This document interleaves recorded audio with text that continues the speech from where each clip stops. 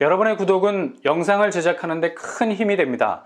영상을 보시기 전에 구독과 좋아요 꼭 부탁드리겠습니다. 아울러 회원이 되시기를 원하시는 분들은 유튜브 채널 홈피 구독 옆에 있는 가입 버튼을 눌러주시기 바랍니다.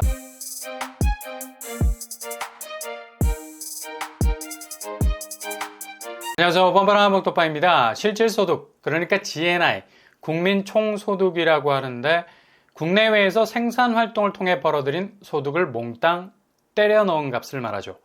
한국은행의 2분기 실질소득이 1분기에 비해서 3조 정도 줄어들었다는 데이터를 내놨습니다. 대략 0.7% 정도 감소한 수치죠.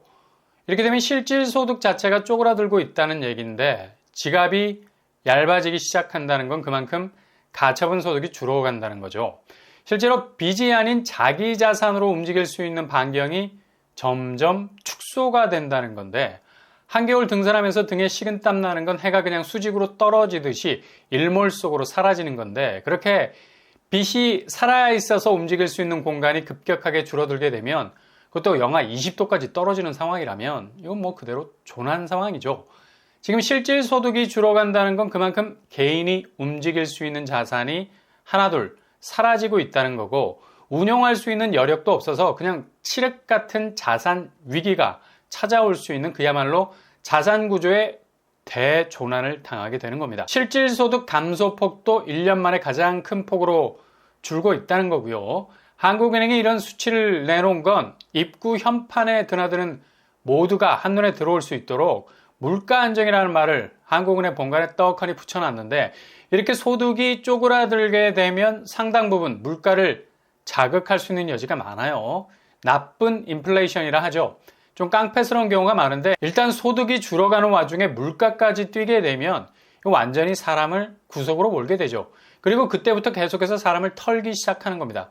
뭐 나올 게 없는데도 물가 오름세는 사람을 끊임없이 괴롭힐 수 있는 거죠. 이런 전형적인 궤적이 우리나라에서 실제로 일어나고 있습니다. 통계청 발표에 따르면 8월 소비자 물가지수가 그동안 연착륙을 하고 있다가 다시 랜딩 기어 올리고 재차 비상을 하고 있는 건데 이거 비행기 탄 입장에선 비상 상황 벌어진 거 아닌가 괜시리 불안감이 엄습해 올 수 있죠. 3.4% 높아진 물가 상승률 한국은행이 제일 기분 나빠하는 지표일 수 있는데 지금까지 디레버리징 될 수 있으면 빚을 갚아가는 추세로 현금 유동성의 흐름을 정리하고 싶었는데 오히려 레버리징 가계부채가 꼼짝도 하지 않는 금리로 말미암아 기하급수적으로 빚이 늘게 됐고요. 그나마 어느 정도 컨트롤되고 있다는 물가까지 뛰기 시작한 겁니다. 지난 8월부터 계속해서 하락 추세였던 물가가 이게 그냥 V자 반등이네. 무슨 집값에다가 무조건 때려 붙이는 V자 반등이 아니라 전형적인 물가 상승 V자 반등을 보이고 있죠. 이렇게 물가를 긁은 요소가 급등하고 있는 유가 그리고 농수산물 상승이 영향을 미쳤다고 하는데 심각한 건 이런 부차적인 요소들 말고 조금 거시적으로 꿈틀거리고 있는 원인 중에 하나 바로 경기가 극도로 부진한 상황 속에서 물가가 오르고 있다는 점입니다. 일단 수출 부진 8.7% 정도가 감소 추세 그리고 내수 부진 당연히 실질 소득이 줄어드니 내수가 돌아가나 회전율이 급속도로 줄어들 수밖에 없고요. 빚으로 채워야 하는 공회전이 생길 수가 있다는 얘기죠. 그리고 투자 역시 감소할 수밖에 없고요. 이렇게 모든 연결고리들이 너무나 명확하게 톱니바퀴를 물고 가면서 상당한 위기감을 조성하고 있는 쪽으로 움직이고 있다는 얘기죠. 그런데 유일하게 부동산만은 화랑이라는 이상한 프레임이 딱 자리를 잡고 있어서 무조건 집값은 반등할 수밖에 없다는 기대 심리가 확고부동하게 자리하고 있죠. 이거 그동안 집값이 너무 올라도 올랐던 비정상적인 집값 추이가 만들어낸 판타지, 꿈과 모험의 부동산 세계가 펼쳐질 거라는 기대감을 낳게 한 장본인이죠. 2022년에 1차 폭락은 그냥 바로 잊을 수 있는 대세 반등의 역사가 다시 시작이 될 거라는 로망이 2023년 들어서 상당 부분 고개를 바짝바짝 들게 됐고요. 한국은행의 금리 동결이 빚 청산을 위해서 어느 정도 시간을 벌어주는 타임랩스였는데 이게 역으로 작용을 하면서 대출 규제가 풀리고 그냥 엄청난 가계부채로 이어지게 되는 황당한 결과를 초래하게 됐죠.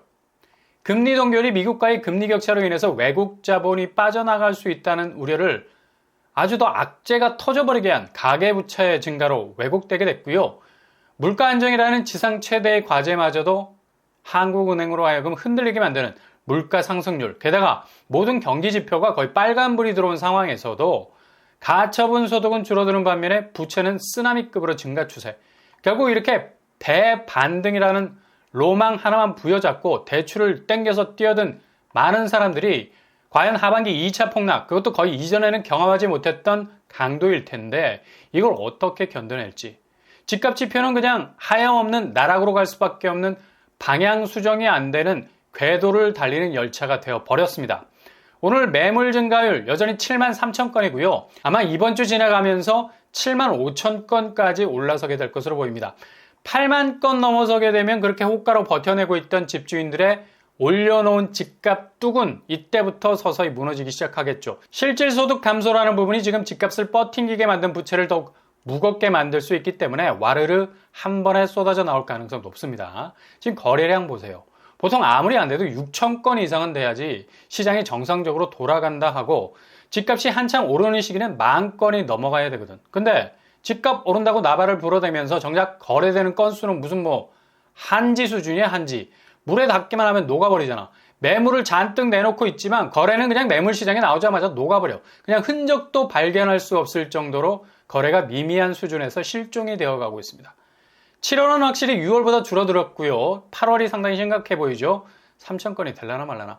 여기 조금 확실한 통계까지는 기다려봐야 하는 추세고요. 사정이 이러다 보니까 9월 중순에 주택 공급 확대 방안이 나오게 됩니다.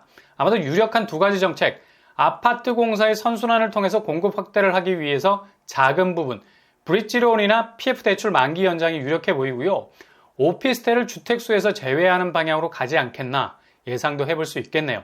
이렇게 상황이 돌아가다 보니까 지금 아파트 실거래 현장은 상당히 부분적인 변화에서부터 전체적으로 확대되는 가격 밸런스가 재조정되는 분위기로 가고 있죠. 확실히 집값은 상당 부분 급격하게 꺾이게 될 것으로 보입니다.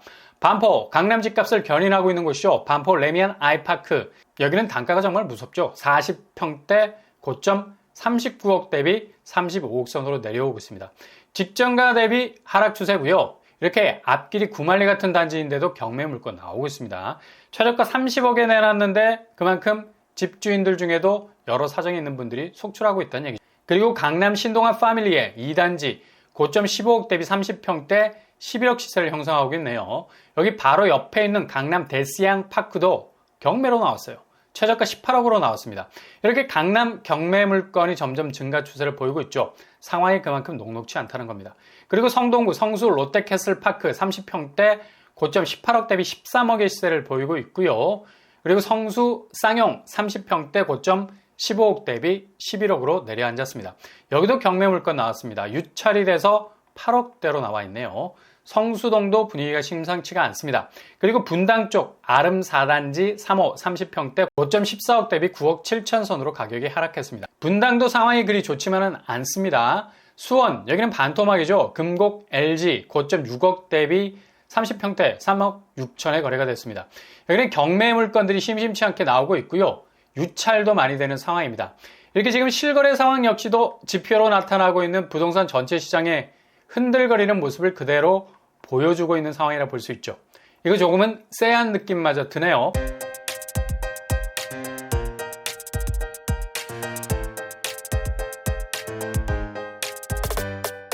오늘 부동산 캐릭터처 실질 소득이 줄어들게 되면 이젠 빚을 갚을 수 있는 디레버리징보단 어떻게 해서든 빚을 모면해야겠다는 모럴 해저드에 가까운 개인 파산이 속속 등장하게 될 겁니다. 탕감받지 못하면 이건 그냥 빚으로부터 도망 다니겠다는 거죠. 경기 지표가 좋지 않은 상황에서 지금 부동산 자산 시장은 딱 이런 모습을 가지고 있습니다. 그만큼 불안불안할 수밖에 없다는 얘기죠. 매일 눈으로 지켜볼 때입니다. 오늘도 응원합니다. 여러분의 길이 꽃길만 되실 수 있길 바랍니다. 이상 로반불안 복덕방을 마치겠습니다. 구독과 좋아요 부탁드립니다. 감사합니다.